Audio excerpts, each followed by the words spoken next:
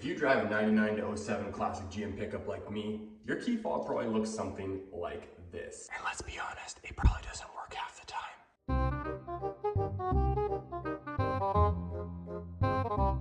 Well, today I'm going to introduce you an inexpensive way to upgrade your truck's key fob and ditch that Fisher-Price fob once and for all. Introducing Boost Auto Parts 2020 style GM key fob. Made with quality materials, buttons you can actually feel click, and a massive range improvement for locking and unlocking your truck.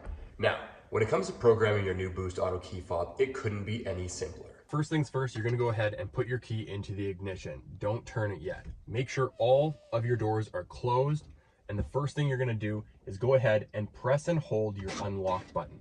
Once you do that, you're gonna hear your doors unlock, obviously, and now we're going to go and cycle the key 2 times. So 1, 2, bring it back.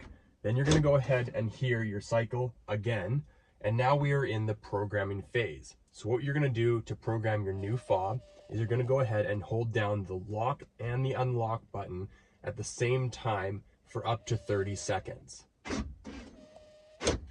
Once you've held it down for long enough, you're gonna hear the truck cycle through its lock section again. If you have any other fobs, you're gonna have to go and repeat the same thing again. So if I wanted to redo and reprogram this old fob, I would have to do it right now.